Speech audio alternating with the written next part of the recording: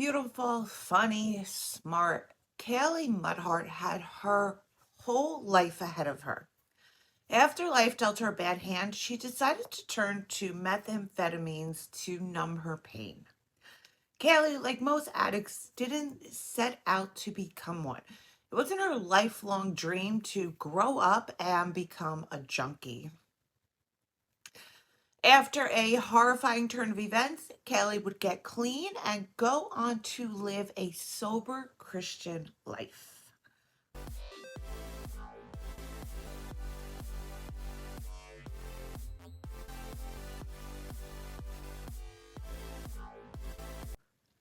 Hi guys, welcome or welcome back. Thank you so much for being here. It's so greatly appreciated. Truly, truly is. Before we get started, let me give you my usual disclaimer. This video is for educational purposes only. Please do not take what I say as fact. Please always do your own research and come to your own conclusions. Next, if you have not liked, subscribed, or commented yet, please consider doing so because it really helps me out and I really, really appreciate it. When Kaylee Muthart was 17 years old, she was living in Anderson, South Carolina. She was a junior in high school. She was on the honor roll, and she had dreams of becoming a marine biologist. She had blonde hair and some of the most beautiful blue eyes that you have ever seen. She was going to school and she was working long hours to save up for a car. She was taking on way more than she could handle, and because of this, her grades began to slip. Another disadvantage for Kaylee was that she had a heart arrhythmia, which forced her to miss an incredible amount of school.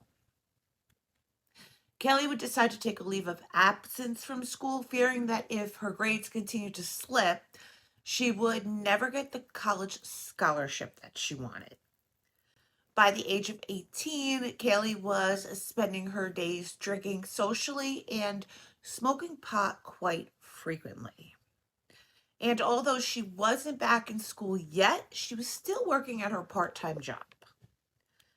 And because addiction ran in her family, Kaylee would never ever go near anything harder than marijuana. One summer night when Kaylee was 19 years old, she was at a friend's house smoking pot. Although nothing has ever been confirmed, Kaylee believes that the pot she smoked that night was laced with something, more specifically methamphetamine. She says that she got a strange high, one that she had never felt before. For context, meth is a stimulant that speeds up the body system. Doctors will sometimes prescribe it to their patients to treat obesity and ADHD.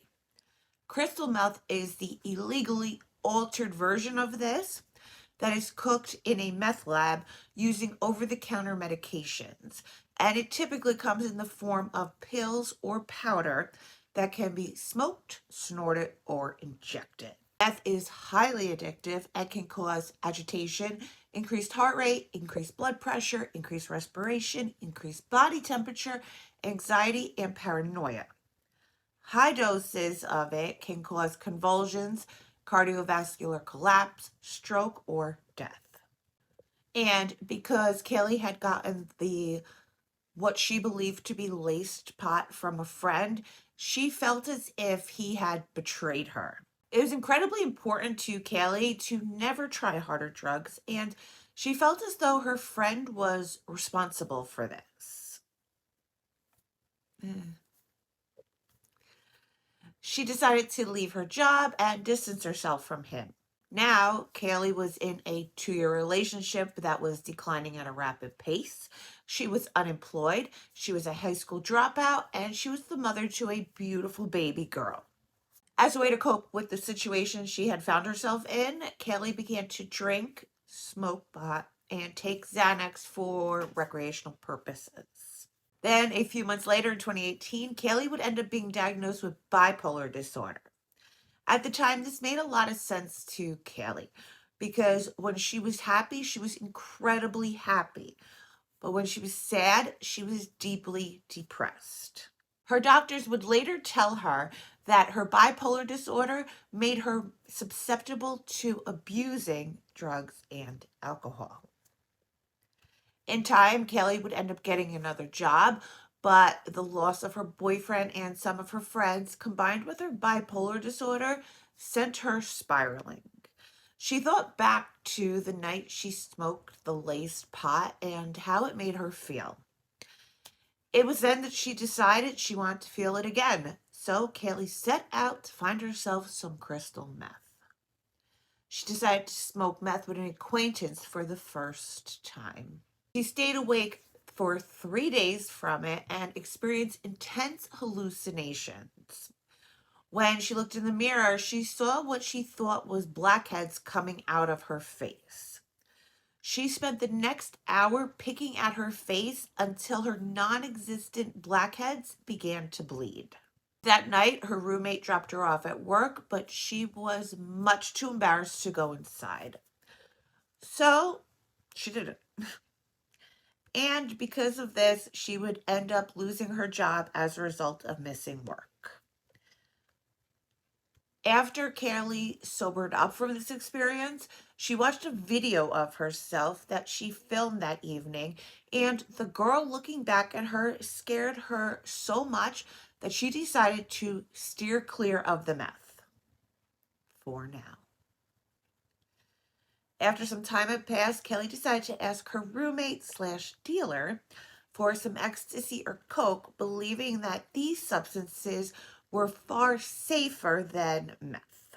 While on the coke, Kaylee would study the Bible, and not surprisingly, she misinterpreted most of it. She started to believe that meth would be what brought her closer to God. So after Thanksgiving of that year, Kaylee smoked meth with a friend of hers. Within 2 months of this, she had graduated to snorting, then shooting as often as she could. Along with this, she began to surround herself with heavy drug users. And let's all remember, the people you hang out with are the people you become. From there, she continued to seek out crystal meth until her mother caught on to what she was doing, and even though Kaylee assured her that everything was under control, her mother decided to act anyway. That's a good mom, especially because, let's be honest, Kaylee was an adult at this time, so if her mother wanted to, she could really leave her daughter to fall on her face. Monday, February 5th, 2018, 1 week before Kaylee was set to go to rehab, 20-year-old Kaylee visits her dealer to purchase some meth. She says she knew something was off with the drug this time because when she saw it, it was black. She made a comment to her dealer about it, but purchased it anyway and went on her merry way. The following morning, Tuesday, February 6, 2018, Kaylee was still feeling the effects from the meth.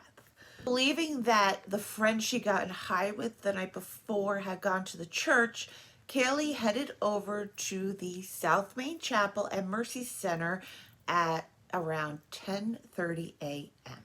To say the 19-year-old woman was walking around here outside the South Main Chapel and Mercy Center. Moments later, she was seen kneeling near these railroad. She watched a light pole morph into a dove, trees curl downward, and the sky become pitch black as if a wild storm was on its way. She had been awake for hours at this point, and that's when something disturbing enters her brain. Okay. Let me just tell you, before we move forward, these details are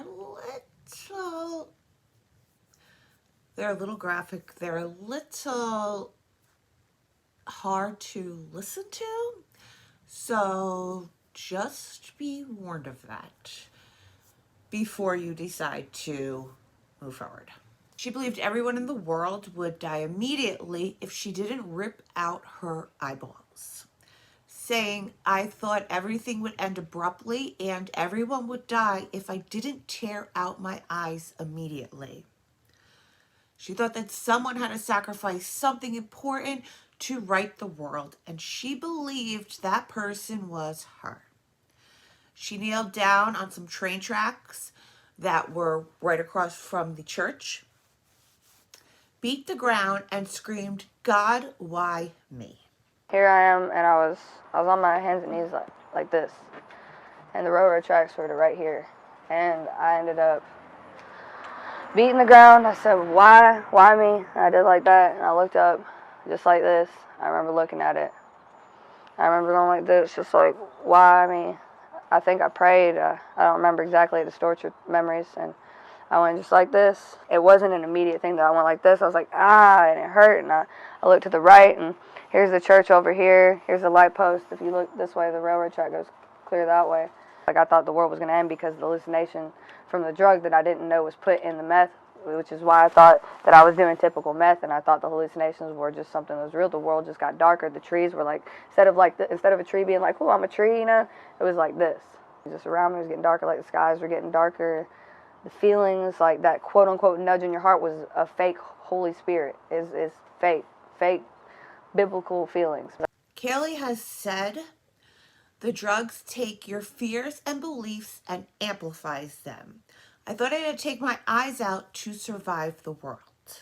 She pushes her thumb, pointer, and middle finger in each eye, grabs the eyeball, twists, and pulls them out of the socket, screaming in pain the entire time. Once the eyes were in her hands but still attached to her face, she squished them. Kaylee says that if it wasn't for a pastor that heard her screams come out to help her, she was convinced that she would have clawed right into her brain. It would actually take 8 to 9 good Samaritans to hold her down until first responders arrived. Once there, they would have to use horse tranquilizers to calm her down before airlifting her to Greenville Memorial Hospital. After arriving at the hospital, doctors performed emergency surgery to preserve her optic nerve and prevent infection. But unfortunately, they were not able to save the eyeballs. When Kaylee woke up 2 days later, she was completely blind, and that's when doctors informed her that she would be blind for the rest of her life. So, before we move forward, can we just take a second to give a huge shout out to the Good Samaritans, first responders, doctors, and nurses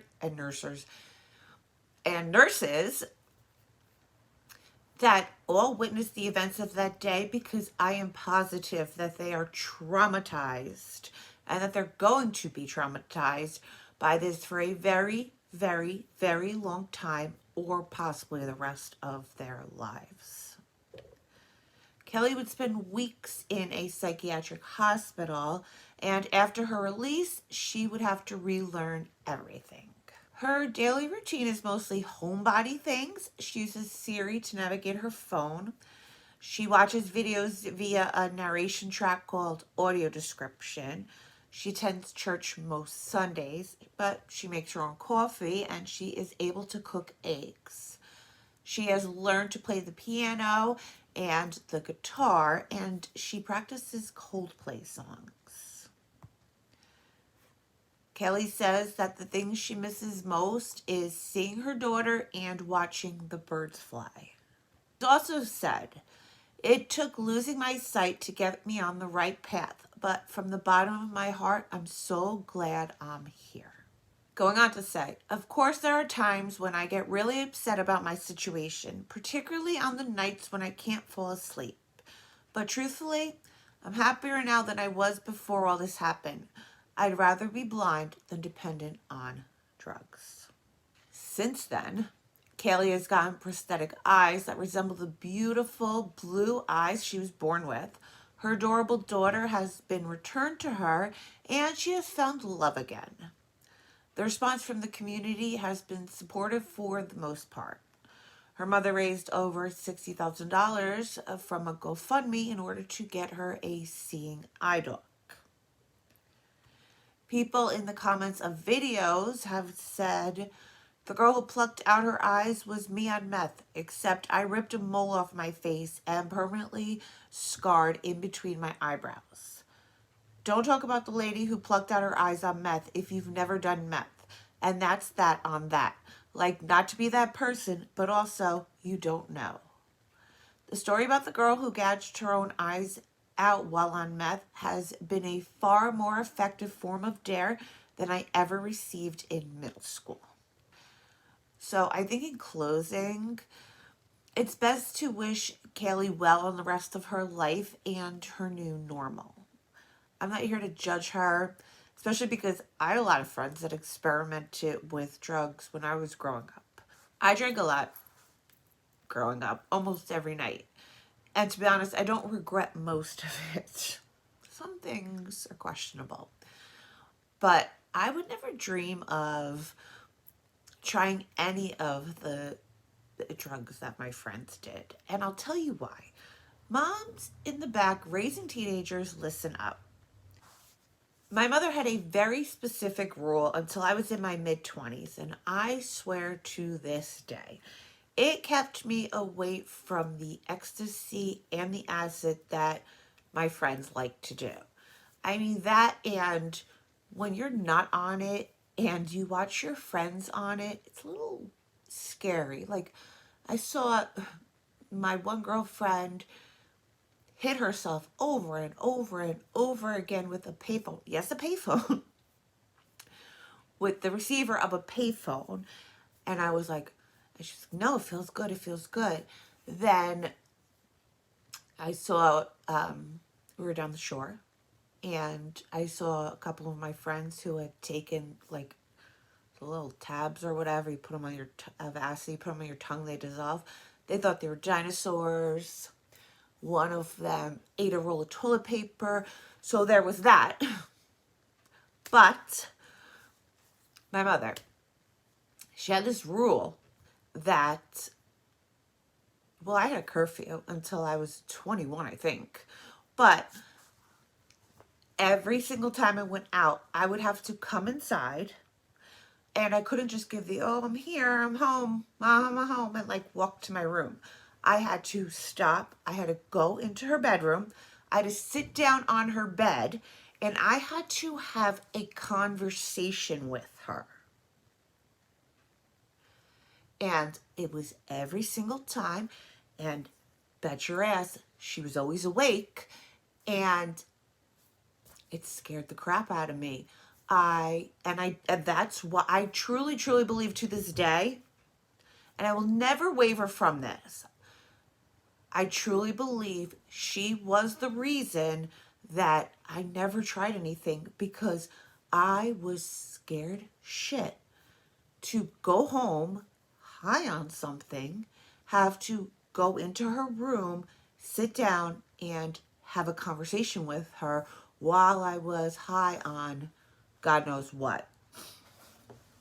So, just a little tip for you guys, because even I plan to implement that at some point in my life once my children start going out.